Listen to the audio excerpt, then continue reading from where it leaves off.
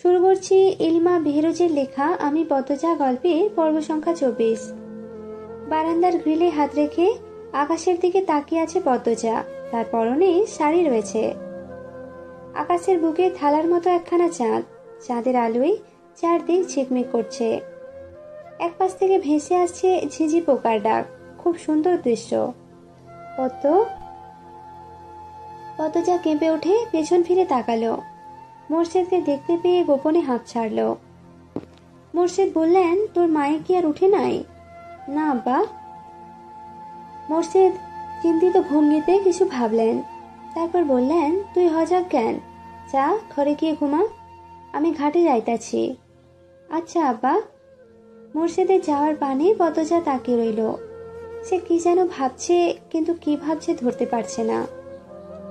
কুকুরের ঘেউ ঘেউ ডাকে উদাসীনতা কেটে গেল। শাড়ির আঁচল টেনে সাবধানে সদর ঘরে ঢুকলো।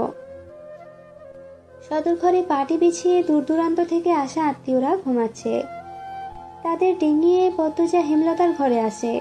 হেমলতা বেঘরে ঘুমাচ্ছেন। শুনেছিল লিখন শাহকে নিয়ে তার মা নিজ ঘরে এসেছিলেন। এরপরে কি হলো কে জানে। সন্ধ্যার পর পূর্ণা গিয়ে জানালো আম্মা ঘুমাচ্ছে। হেমলতা কখনো সন্ধ্যার সময় ঘুমান না, তাই পদ্মজা ঘুমটা টেনে হেমলতার ঘরে ছুটে আসে। হেমলতাকে এত শান্তিতে ঘুমাতে কখনো দেখেনি পদ্মজা, তাই আর ডাকেনি। কেউ ডাকতে আসলে তাড়িয়ে দিয়েছে। ঘুমাচ্ছে যখন ঘুমাক না। এখন মধ্যরাত। পদ্মজা হেমলতার মুখের সামনে মাটিতে বসে। এক দৃষ্টে তাকিয়ে থাকে মায়ের দিকে। গলা কাঁপছে তার। শ্বশুর বাড়ি গিয়ে কিভাবে থাকবে সে? মাকে ছাড়া 2 দিন থাকতে গিয়ে এত বড় একটা ঝড় হয়ে গেল। তার এখন সারা জীবনের জন্য মায়ের ছায়া ছেড়ে দিতে হবে। এই মুখটা না দেখলে তার একটা দিনও কাটে না। এই মানুষটার আদুরে শাসন ছাড়া একটা দিনও সম্পূর্ণ হয় না। পদ্মজা বিছানায় মাথা ঢুকে ফুপিয়ে উঠল। অস্ফুট স্বরে ডাকলো, আম্মা। সঙ্গে সঙ্গে হেমলতা চোখ খুলেন, কিন্তু পদ্মজা তা খেয়াল করল না। সে কাঁদতে কাঁদতে চাপা স্বরে বলছে, তোমাকে ছাড়া কেমনে থাকবো আম্মা? বিয়ে করাটা কি খুব দরকার ছিল? ছিল। পদ্মজা চমকে উঠে মাথা তুলল। গলার স্বর আগের অবস্থানে রেখে বলল, কেন আম্মা? সব জানতে নেই মা।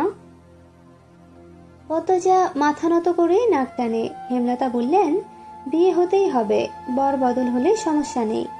তোর কি আর কাউকে পছন্দ? হেমলতার প্রশ্নে পদ্মজা বিব্রত বোধ করল। হেমলতাও প্রশ্নটা করতে গিয়ে অস্বস্তি বোধ করেন। পদ্মজা মাথা 2 পাশে নাড়িয়ে জানালো, তার আলাদা করে কাউকে পছন্দ নেই। হেমলতা উঠে বসেন। চুল খোঁপা করতে করতে প্রশ্ন করেন, রাত কি খুব হয়েছে? মানুষের ছাড়া নেই? এখন মাঝরাত। তো তুই জেগে থেকে কাঁদছিস? হেমলতা বললেন মৃদু ধমকের স্বরে। পদ্মজা নিরুত্তর।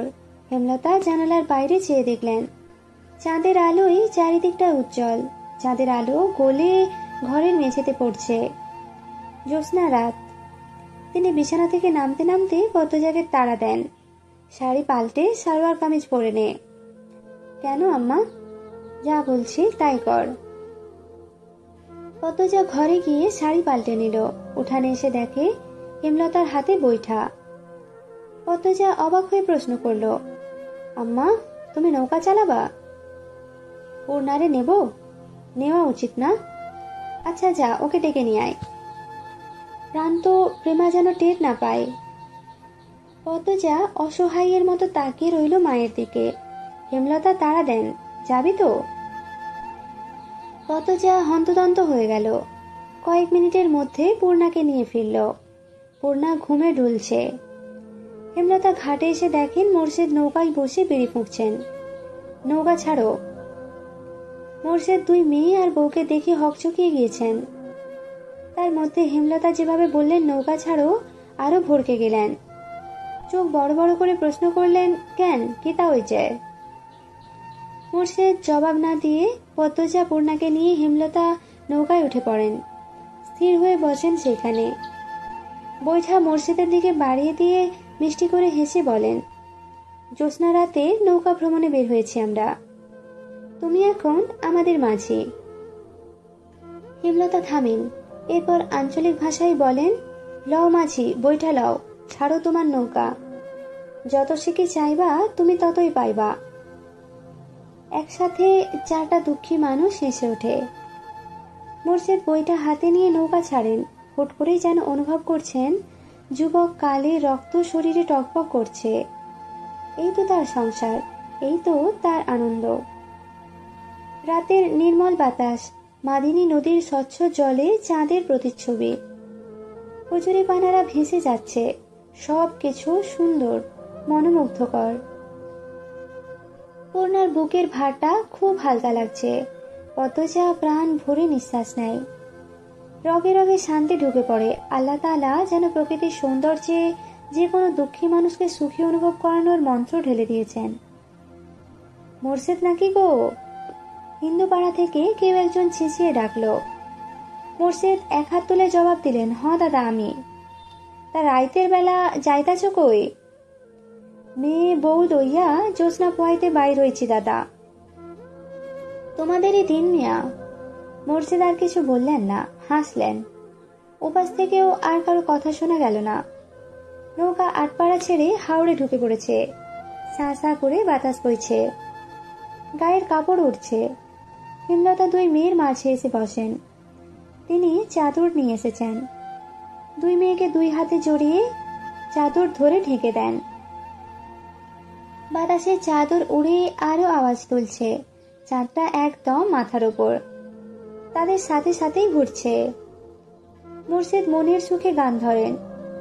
লোকে বলে বলে রে, ঘর বাড়ি ভালা নাই আমার, কি ঘর বানাইব আমি শূন্যেরও মাঝার। ভালো কইরা ঘর বানাইয়া কয়দিন থাকমু আর, আমি কয়দিন থাকমু আর। আয়না দিয়া চাইয়া দেখি পাকনা চুল আমার, লোকে বলে ও বলে রে, ঘর বাড়ি ভালা নাই আমার। পাকনা চুল আমার বলতেই পূর্ণা ফিক করে হেসে ফেলল।